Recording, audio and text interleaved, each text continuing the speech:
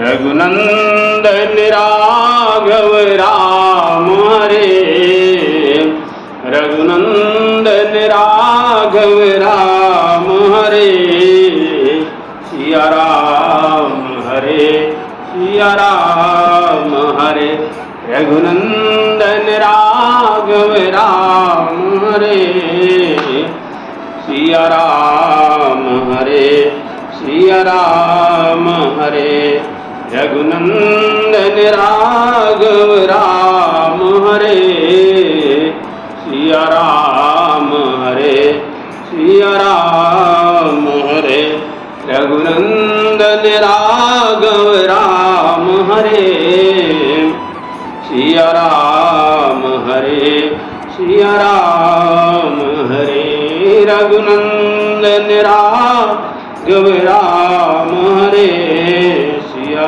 राम हरे सिया राम हरे, हरे राम हरे राम राम राम हरे हरे, हरे कृष्णा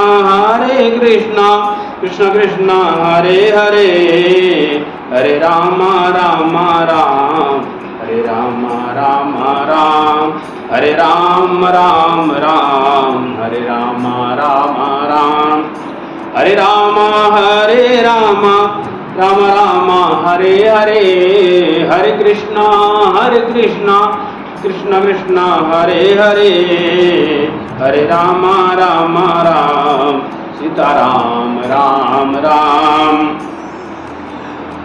रघुनंदन राघव राम हरे, सिया राम हरे सिया राम हरे, रघुनंदन राघव राम हरे, उमा का मैं अनुभव अपना, सत्य हरि भजन जगत सब सपना, जाकी रही भावना जैसी, प्रभु मूर्ति देखी तिन तैसी, हरि कथा अनंता, काई सुनहि बहु विधि सब संता, रघुनंदन राघव राम हरे, सिया राम हरे सिया राम हरे, रघुनंदन राघव राम हरे, सिया राम हरे। अयोध्या वैकुंठ का हृदय है, अयोध्या वैकुंठ का हृदय है। वैकुंठ में हृदय को वैकुंठ के हृदय को अयोध्या को लाकर धरती पर स्थापित किया श्री मनुजी महाराज जी ने। या अयोध्या जगती तलेत मनुना वैकुंठम, वैकुंठ तो हयानिता, या अयोध्या जगती तलेत मनुना वैकुंठ तो हयानिता। अयोध्या पुरी को, इस जगत को स्थल पर, धरती पर, धरातल पर, यह अयोध्या जगती तलेत मनुना वैकुंठम तो हानिता। मनुजी महाराज वैकुंठ से इसे मांग कर लाए, मनुजी महाराज इसे वैकुंठ से मांग कर लाए, इसलिए लेकर के आए। कैसे लाए? तो मांग करके लाए। या चित्तो निज सृष्टि पालन परम, या चित्वा निज सृष्टि पालन परम वैकुंठनाथम प्रभुम, या चित्तो निज सृष्टि पालन परम, अपने सृष्टि को पालन करने के लिए वैकुंठनाथ भगवान से मांग कर लाए। या चित्वा निज सृष्टि पालन परम वैकुंठनाथम प्रभु। और जब अयोध्या को लेकर के आए और ब्रह्मा जी ने कहा हमको पुरोहित चाहिए, बिना पुरोहित के राज्य धर्महीन हो जाता है, इसलिए राज्य का कोई धर्माधिकारी होना चाहिए। तो ब्रह्मा जी ने अपने पुत्र वशिष्ठ को मनु जी के पुरोहित के रूप में विदा किया। बोले जाओ, बोले आप जाओ, आप इनके पुरोहित हो। वशिष्ठ जी आए तो वशिष्ठ जी ने कहा राजन तुम्हारी नगरी बहुत सुंदर है, यह यह सुंदर, बहुत सुंदर नगरी है यह, लेकिन इस नगरी में कोई नदी नहीं है। और जिस नगर के तट पर कोई नदी न हो, वो नगर शोभा को प्राप्त नहीं होती। इसलिए जब तक नगर के निकट कोई नदी ना हो, शोभा को प्राप्त नहीं होता। इसलिए बड़े बड़े नगर नदी के तट पर बसाए गए हैं। चाहे दिल्ली हो यमुना के तट पर है, प्रयाग बोले गंगा जमुना के तट पर है, कानपुर गंगा के तट पर, लखनऊ गोमती के तट पर, पटना गंगा के तट पर, बड़े बड़े महानगर नदी के तट पर ही बसे हैं। क्यों?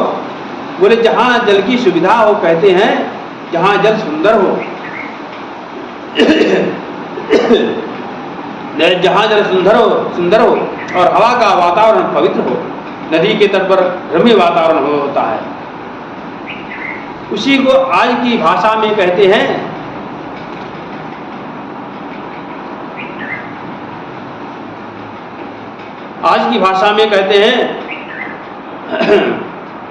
आओ हवा अच्छी हो, मतलब आओ हवा, आओ माने पानी, हवा तो हवा ही है, हवा जहाँ शुद्ध हो, सुंदर वातावरण हो, सुंदर हवा हो,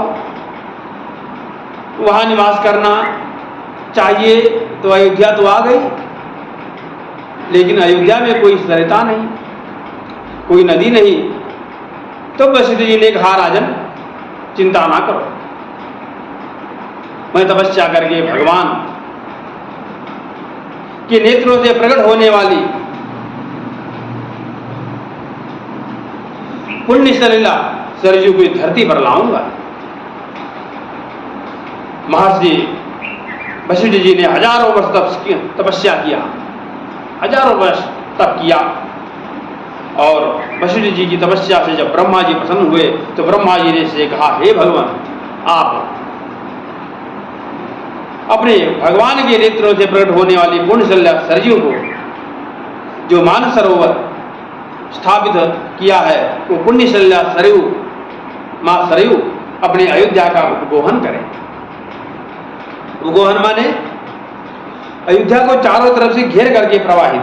आज भी कहीं भी जहां भी देखो आप जाओ, कोई भी नगर में नदी उसके किनारे बहती है, एक हिस्सा में बहती है, लेकिन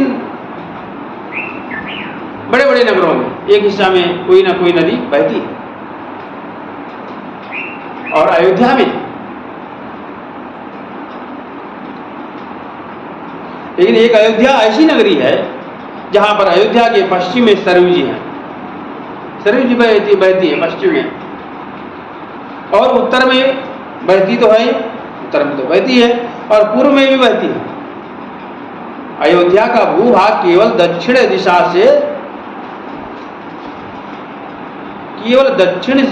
से ही सटा हुआ है।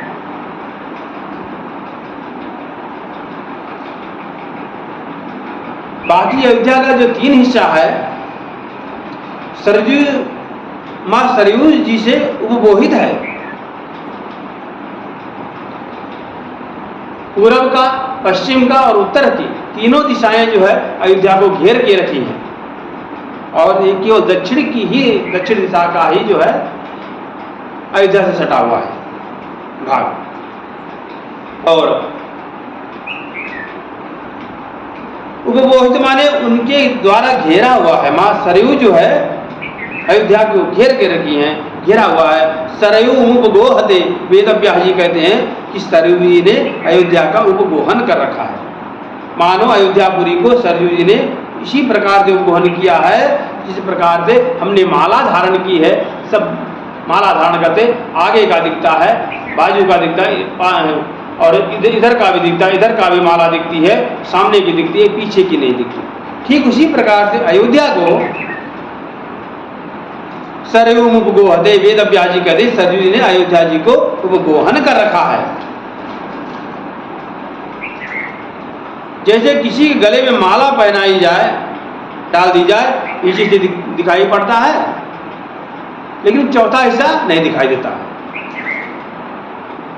माला का 3 हिस्सा दिखाई पड़ता है, चौथा हिस्सा नहीं दिखाई पड़ता। उसी प्रकार सरयू महारानी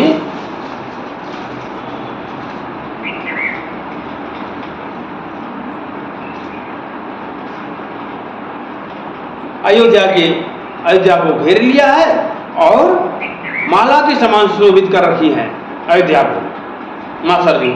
ये सरयू जी की शोभा है। महर्षि वशिष्ठ ने कहा मैं तब करके सरयू को लाऊंगा, तपस्या किया। ब्रह्मा जी प्रसन्न होकर के सरयू जी को विदा किया। जैसे भगीरथ जी गंगा को लेकर के आए थे, वशिष्ठ जी महाराज तपस्या करके सरयू को लाए और गंगा से पहले इस धरती पर सरयू जी आई है। सरयू सतयुग में आई। गंगा तो उसी कुल में, हमारे राम जी के पवित्र कुल में जब भगीरथ महाराज हुए, उन्होंने तपस्या करके गंगा को प्रकट किए। सरयू पहले से प्रकट हुई है। यहाँ भी जो कुछ है ना हमारे अयोध्या का ही है सब। ये प्रयाग भी देखो, बोले क्या है, यहाँ भरद्वाज मुनि निवास किया करते थे। भरद्वाज मुनि बस ही प्रयागा, जो बाद ये भरद्वाज मुनि भी वही के हैं। वो बात भी मैंने पहले ही बता दी है। वहीं से रामायण पढ़ के आए हमारी अयोध्या से। वाल्मीकि जी के शिष्य हैं भरद्वाज ऋषि। भरद्वाज मुनि बस ही प्रयागा, संबंध वही का। गंगा जी बोले कौन है, ये अयोध्या के राजा भगीरथ इनको लेकर के आए। इनका भी संबंध अयोध्या से है। आप कहोगे जमुना जी कौन है? अरे भैया, बोले सूर्य की पुत्री हैं और सूर्यवंश हमारे अयोध्या का पवित्र राजवंश, मर्यादा पुरुषोत्तम श्री राम जी के पवित्र वंश। सूर्यवंश हमारे अयोध्या का पवित्र राजवंश है सूर्यवंश। जहाँ जाओगे वहाँ हमारे राम जी की और अयोध्या की बड़ी महिमा आपको दिखाई पड़ेगी, मिलेगी। सर्वत्र अयोध्या की महिमा है, सर्वत्र। अस्तु, सरयू को लेकर के आए वशिष्ठ जी महाराज ने तब किया। वशिष्ठ महाराज जी ने तब किया और भगवती सरयू जी प्रकट हुई। सरयू जब आई तो विद्वा ब्रह्मांड मारात, ब्रह्मांड का भेदन करके, ब्रह्मांड की परिक्राओं का भेदन करते हुए सरयू वैकुंठ से आई। मानसरोवर में तो जो ब्रह्मा जी ने स्थापित किया वो तो उनका प्रतीकात्मक रूप है, लेकिन सरयू का जो वास्तविक स्वरूप वैकुंठ में है, वहां से सरयू जी चली। और वहां से जब चली वैकुंठ के बाद ब्रह्मांड प्रकृति की सीमा होती है, तो प्रकृति की सीमा का भेदन करके गत्वा ब्रह्मांड महाराज, ऐसा लिखा है शास्त्रों में। ब्रह्मांड का भेदन करके जब धरती पर अवतरण किया सरयू जी, जब आई वशिष्ठ जी के द्वारा, उनका नाम हो गया एक वशिष्ठी। अस्तु, वशिष्ठ की तनया है, वशिष्ठ की कन्या है सरयू जी, और ब्रह्मचारिणी है। दुनिया की जो नदी है वो, ये नदियां सुहागिन हैं। क्यों बोले, समुद्र में इनका सबका ब्याह हुआ है, सबका ब्याह होता है समुद्र में, सबका ब्याह होता है। गंगा समुद्र में पत्नी है। बोले जमुना जी भगवान श्री कृष्ण की पटरानी है, लेकिन सरयू बोले सरयू तो अनादि ब्रह्मचारिणी है। माँ भगवती सरयू जी जो है अनादि ब्रह्मचारिणी है। सरयू से किसी का नहीं, किसी का ब्याह नहीं हुआ। और सरयू अनादि ब्रह्मचारिणी है, और अनादि ब्रह्मचारिणी होने के कारण कभी रजस्वला नहीं होती। अन्य नदियां रजस्वला होती हैं, इसीलिए 4 महीने वर्षा ऋतु में जब नदी रजस्वला होती है, उस समय नदी में स्नान का शास्त्र में निषेध किया जाता है। लेकिन उसमें भी जो समुद्र गामिनी नदियां हैं, जिनका समुद्र से सीधा संबंध होता है, उन नदियों में रजस्वला दोष नहीं होता। जैसे गंगा, गंगा सीधे समुद्र में जाकर के मिलती है, लेकिन जमुना, बोले जमुना प्रयाग में आकर के अपने स्वरूप को पूर्ण करती है। यहां से गंगा में मिलती है, इस प्रकार जो अन्य नदियां हैं किसी नदी में मिल जाती हैं तो उनका स्वरूप वही पूर्ण हो जाता है। उन नदियों में वर्षा ऋतु में रजस्वला काल में स्नान नहीं करना चाहिए। और सरयू, बोले सरयू भी जाकर के आगे गंगा में मिल जाती है, लेकिन सरयू में रजस्वला दोष नहीं है। क्यों? बोले सरयू अनादि ब्रह्मचारिणी है, लेकिन सरयू की महिमा गुप्त है। गंगा की महिमा प्रकट है, सरयू की महिमा गुप्त है। सरयू की महिमा क्या है? बोले गंगा स्नान करने से पाप धुल जाएगा, गंगा नहाने से मुक्ति मिल जाएगी। गंगे तव दर्शनात् मुक्ति, ये गंगा जी की महिमा है। और सरयू की महिमा क्या है? बोले सरयू की महिमा क्या है? बोले सरयू की महिमा कहते हुए स्वयं भगवान कहते हैं, जो सरयू में स्नान करेगा उसको मैं मिल जाऊंगा, जो सरयू में स्नान करेगा उसको मैं मिल जाऊंगा। सरयू महारानी की जय, अयोध्या धाम की जय, श्यापति रामचंद्र की जय।